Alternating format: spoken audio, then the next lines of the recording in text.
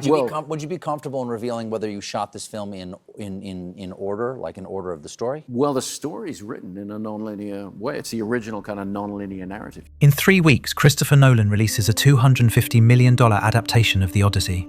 IMAX tickets sold out a year in advance. It might be the most anticipated film of the decade, and it is walking, eyes open, into a trap that has been killing movies for 100 years. Every director who has ever tried to film this poem has failed, cheated, or amputated half of it. There's a structural reason why. The first thing we are ever told about this hero is a word that can't decide whether he's a legend or a con man. Quick test. Picture the Odyssey. You're seeing the Cyclops, the Sirens, Circe turning sailors into pigs, possibly a wooden horse, which is the wrong poem, but Hollywood keeps stuffing it in anyway, so I forgive you. Here's the thing. The poem has 24 books. The monsters take up 4 of them. 4. Then, the decision that has broken every screenwriter since. The monsters all happen in flashback. Homer invented the flashback 27 centuries before cinema. So The Odyssey isn't an adventure story. It's a poem about storytelling that happens to contain adventures. And it hands any filmmaker 3 problems. Hollywood has failed all 3 for a century. 1954, Ulysses, with Kirk Douglas. They couldn't let the hero tell his own tale, so they gave him amnesia. Douglas washes ashore, having forgotten who he is. Homer wrote a man who tells stories about himself, possibly too well. The movie gives us a man who can't remember himself at all. Is there nothing you can remember? I remember nothing. Same shape, opposite meaning. They replaced the most distinctive narrative device in ancient literature with a soap opera trope. I have no memory of this place. Problem 1. Who tells this story and can we trust them? One filmmaker working today has solved it twice. 1997, the NBC miniseries. 4 hours long, room at last for everything. And what does it do with the room? It irons the poem flat. Opens with the hero's son being born, proceeds to Troy, then walks the journey in strict calendar order. Monster, monster, monster, all the way home. Every event present and accounted for. And in its fidelity to every event, total infidelity to the thing itself. The flashback's gone, so the storyteller's gone, and the monsters become checkpoints. A very expensive theme park ride through Homer. Problem 2. The poem braids 3 strands. Straighten the braid, and you keep all of the rope and lose all of its strength. 2004. Everyone's favourite, Troy. Different poem, same family, and the most instructive failure of the lot. Wolfgang Petersen's big idea for the Iliad, delete the gods. No Olympus, just sweaty men and geopolitics. And without the gods, Troy becomes a handsome movie about military logistics. Now try that surgery on the Odyssey. You can't. But are there gods in it? Or is there any of the supernatural? Because Troy, like the movie Troy, it had none of the gods in it. Do you have any of the gods in it?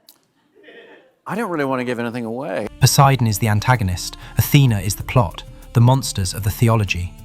Problem 3. How do you film a god without embarrassing yourself? Which brings us to the most respected Odyssey film in decades, The Return, 2024. Ralph Fiennes as a hollowed-out veteran washing up on Ithaca, genuinely moving. And notice how it earned this story prestige, amputation. No gods, no monsters, no journey.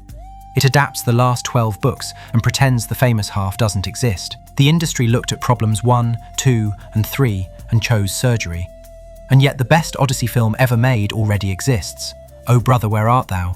Based upon the Odyssey by Homer, a credit the Coens swore was half a joke. Don't believe them. 1937 Mississippi, a one-eyed Bible salesman, sirens washing in a river, a wife about to marry a suitor she insists is bona fide.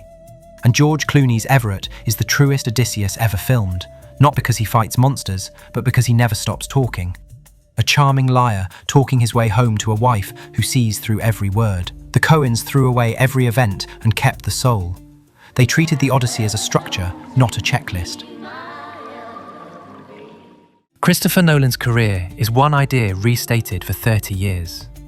The order in which he receives a story is the meaning of the story. The prestige is 2 unreliable narrators reading each other's diaries, each written to deceive. It's the closest thing modern cinema has to that banquet hall. A story you're inside before you learn the teller had motives. Problem 2 was the braid. Dunkirk weaves 3 timelines into one converging anxiety, and audiences followed it to $500 million. It's necessary to divide points of view into 3 different strands, really, land, sea, and air. So with each strand, you're telling the story intensively, subjectively. Problem 3 was the gods. And here's my suspicion. Look at Dunkirk again. A war film where the enemy is never shown. That's a working model for Homeric divinity. The god as weather, as malice hiding in the physics. Whether he holds that nerve with Zendaya reportedly playing Athena, I don't know. It might be the most interesting craft problem in the film. Universal is selling this as a mythic action epic.